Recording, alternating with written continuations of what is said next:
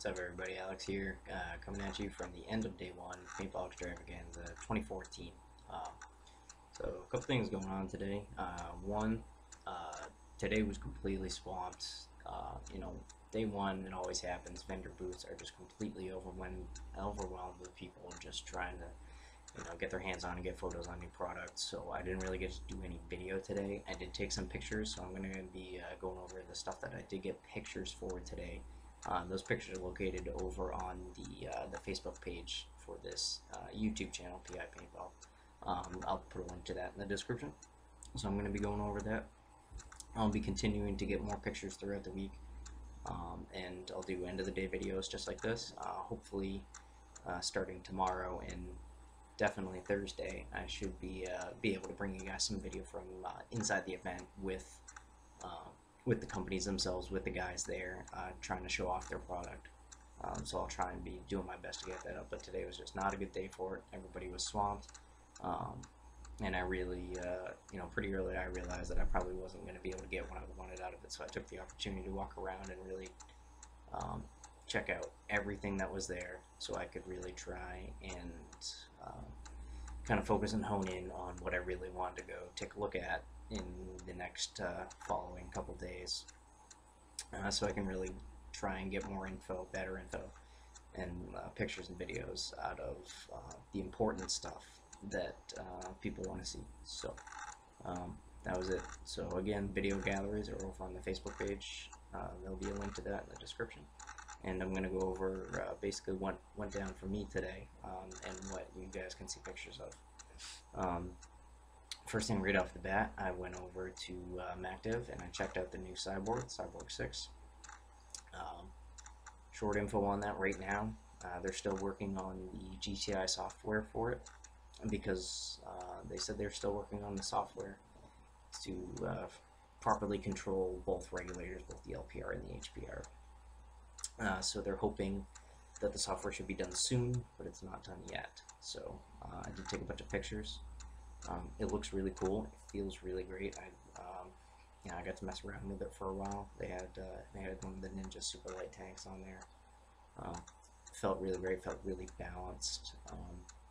It was, a bit elongated in hands, but it wasn't too long. I think they kind of hit a sweet spot with it. I think they did really good. The grip rubber feels really good. It feels soft and comfy, but it's also durable. It's not going to rip and it's not going to die on you. The other thing with that is the barrel, which is the Shift 2 kit. A couple things with that. One, the barrel back is rubber coated on the outside, has a rubber sleeve on it, and that is, when I asked him about it, he said it was more for the aim of end of the day stuff, taking off your barrel, your paint, your hands are covered in paint, dirt, and oil and stuff like that. It makes it a lot easier to take the barrel off. And the other thing that he mentioned, which I'm really liking, is that it provides color option. So he said one of the two big points with it really was the ease of getting it off with slippery hands and color. So my thought on that is color options available in the future, maybe. Who knows? Didn't really go too much into it, but he said that was one of the main reasons, is because he can use it as a defining color on the barrel. So that was that. The insert on the inside of the back for the Shift 2, if anybody knows the original Shift kit, the inserts went in and they actually screwed in to the barrel back. And they kind of gave you that little wrench to go with it to undo those, and then the tip went on to and the tip would actually go on after that. With this one, it's more like an insert, like a freak kit. It goes into the back. It has this big seal cup at the end, which it doesn't screw in, but it goes in and it almost just kind of gently locks in place with an O-ring. So it kind of looks like a super tall top hat or something like that, and the bottom wider part of the top hat, because it actually goes in and just kind of clips in to the inside of the barrel, so it's not going anywhere, but it's also super easy to take out. There's no screwing involved, unscrewing, rescrewing, anything like that. So that was really cool. I was really excited about that. It looked really good. So I'm excited to see that gun come up in the future. Next quick thing, I went over to the dye booth. Obviously, Dye didn't release any really new product right now, except for a couple things. They have the Tactical Iron Man Edition bolt for the dams, which essentially to me comes across as like the Billy Wing bolt for the DMs. Same deal. So that was pretty cool. And then the 3 limited edition colors for the DM14.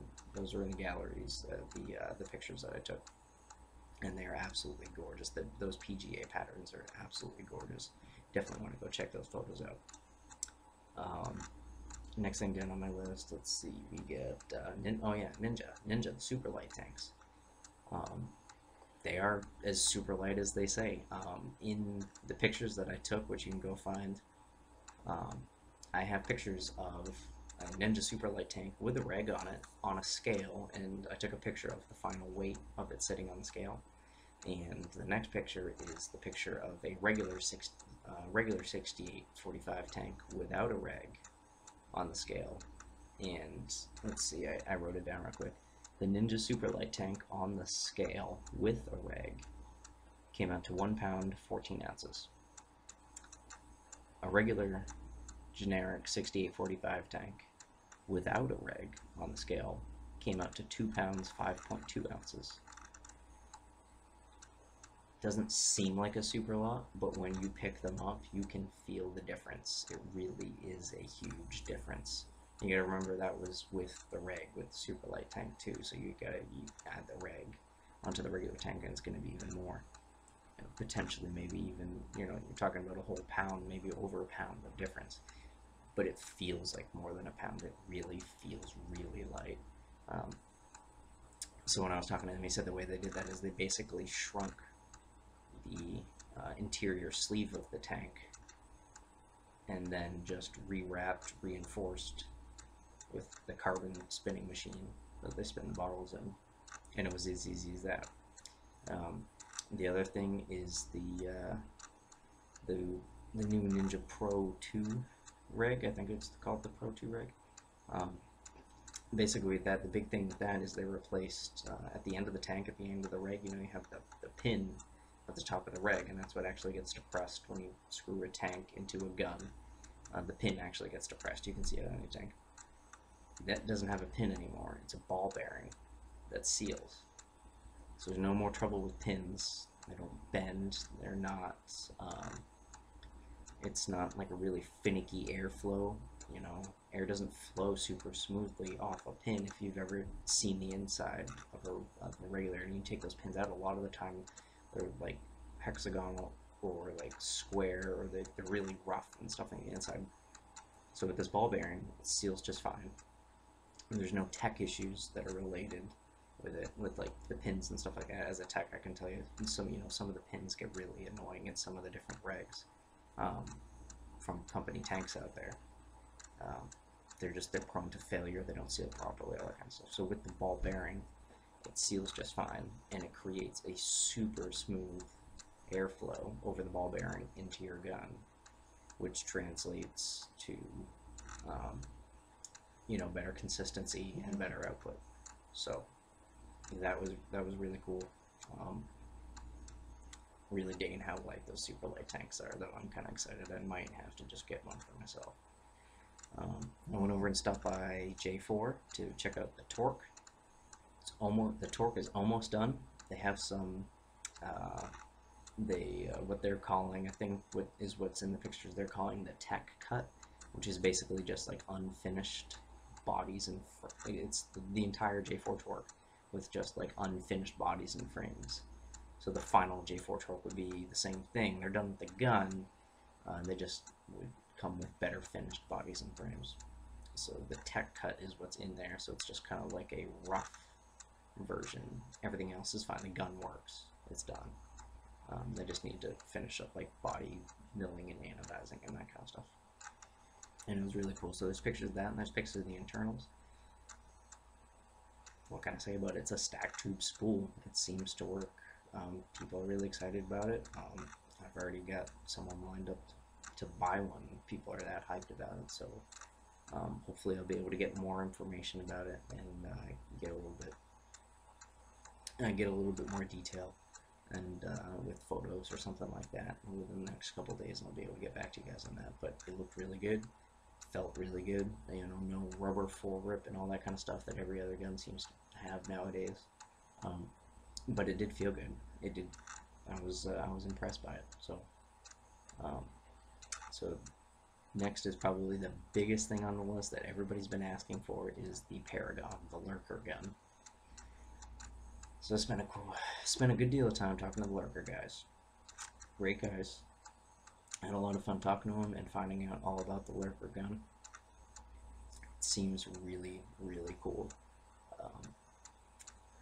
I think one of the big things that's going to be an issue is that it looks different. It doesn't look like a traditional paintball gun. One reason is that the body is extremely small and thin compared to a lot of other guns that just have a lot of excess material, aluminum and metal material around it. So it's very thin, so it kind of strikes you as kind of odd looking. And the 90-degree frame and the front grip kind of come off a little odd looking too. But I held it and I got to mess around with it for a while. I couldn't shoot it yet because they're not quite done with it. But it felt natural in the hands. It felt good. It seemed like it was going to be a really solid product. They were really excited about it. I'm pretty excited about it. The bolt kit, which I have pictures of, you can go check those out. Seems really cool, really simple. It seems it's so simple. It seems like it's going to be hard to have issues go on with like the bolt system, like leaking or something like that. It just seems like there's not going to be any issues with it. There can't be. There's nothing there. It's so simple. So that was really cool. I grabbed a bunch of pictures of that. So it's not quite done. The time frame they gave me, they said they were looking for super late spring, summer-ish. I think that's what they were shooting for. And the price point that they gave me is, it's not finalized yet, but they think they're looking at like the $1,100, maybe plus minus $100 range. So like anywhere between like $1,000 and $1,200, somewhere in there is what they're expecting to get the final price at. So that's about all I have. I'm going back there to snap a video of the lurker guys walking through how the bolt system works. I'll be getting that later this week. So keep an eye out for that. So that's about all I have for the lurker gun for now. If you have any more questions on the lurker gun, obviously just ask. I've been doing my best during the day to get back to people personally if they want a picture of something or they want specific info. I am very busy. I've been, under classes and meetings and stuff like that, so I have a little bit of free time, but it's almost scheduled free time. So, if you do hit up leave a comment here on YouTube or Facebook or something like that, I do my best to get back to you as soon as I can in a very personal manner if you want a picture of something or anything like that. So definitely leave it, hit me up, bug me about it, and I will try my hardest to get for you. So the last couple things I have here on the list, I saw 2 new colors of axes. There was a big solid dust red, and there was like a gunmetal on a line, looked really cool. New flex colors, the Proflex colors. Excuse me. Oh man, tired all day. New flex colors in the pictures that I grabbed. I think the biggest one that everybody wanted to see was the clear flex. So there was pictures of the clear flex in those that I took. Seems good. It's a Proflex. It's clear. The only thing is that the material is better than it used to be back in the day when they had the clear flex. So the clear parts aren't going to yellow over time. They're going to stay clear. There's a couple things, Vanquish colors. Those are in the pictures. the E-Flex, they have a bunch of new bottoms and lenses, and those are also in the picks. And then the last thing I have is the new Mini, the Mini GS marker. So there's a bunch of pictures of the Mini GS's and the 3 colors that it's coming in. I think there's like or maybe it's 4. So there's like a red and a gray, there's like a navy, and like a gunmetal gray. It's like some kind of bumblebee looking deal. It's like black with like yellow and like a hint of like silver, something like that. And then there might have been one other one that I'm not remembering. But basically the deal with that is it's a Mini. Everything is super trimmed down and milled down. It's smaller internally, like the bolt system and stuff like that. It's a Mini. That didn't change. The board, to my knowledge, did not change. However, the power button for the board on the new front grip for it is so much easier to turn on. Milling on the barrel changed. The feed neck is the same feed neck that's on the Empire Sniper. It's a little more reliable, less prone to snapping and stuff like that. It now comes with an on-off ASA. It's the same ASA that comes on the Empire Vanquish, actually.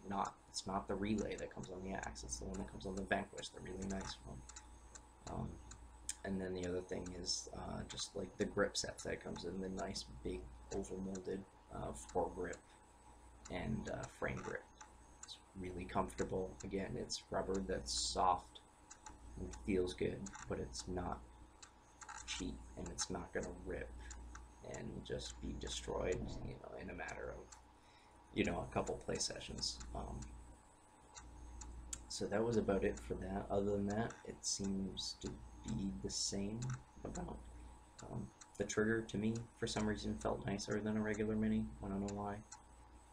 But that's about all I got for today, because this video is getting a bit lengthy and it's a bit late. So I gotta finish up some stuff so I can turn in, and I guess one last quick thing is today I did have to go to the Virtue class today. So during that, I picked up, among other Virtue products, I've got my nice bio right here in this really, really cool looking, like electric blue. And you can see the venting in the front here, and the lip of the actual face mask itself. The bottom is like almost like a deep royal purple, and then the little side vents are electric blue as well. Just initial thoughts now that I've got my hands on one for more than 10 minutes. It's really good. I like it. It's very comfortable on the face. It doesn't seem to nag at you at all. There's no pressure points that it hits that I can tell. The straps are really good. They hold in place. They're very comfortable. The foam is really solid. I've seen a lot of masks come out where they really mess up the foam, and that's gonna make or break your day. This thing is sitting on your face all day. Regardless, you could go out there with a brand new GSL or like a brand new Lux OLED or something like that with your brand new rotor, your brand new Spire, and your brand new Ninja tank, and your brand new C14 dye gear and stuff like that. But if you have a crappy mask and it has crappy foam and it's agitating your face all day, you're just not gonna have a good day no matter what. So I'm really happy about that they nailed the foam like that. They definitely did a good job. And then obviously the other big thing with these things is just the modularization. Everything comes apart, and I can rip this mask apart in 45 seconds and put it back together just as fast. That's really nice. So that's about all I got for it. I mean, they have been floating around for a while, so I'm sure you've seen them elsewhere on the internet, but if not, there it is. See that? If you want like any more detailed information on this thing, just shoot me a message, leave me a comment, and I'll let you know whatever I can, whatever you want to know about the bio. So other than that, that's about it. That's all I got for you guys for day one. I'm gonna try my best to get more stuff to you tomorrow. tomorrow I am pretty booked with classes. I have a Lux class and a dye class tomorrow. So I'll do what I can to get as much info for you guys. Definitely don't stop. Keep commenting, keep sending me messages. Comments on the Facebook. I'll still do my best just to get back to you guys. I will. That's about all I got for you guys tonight. So I can go to bed, and I will talk to you guys in the morning. Thanks for watching.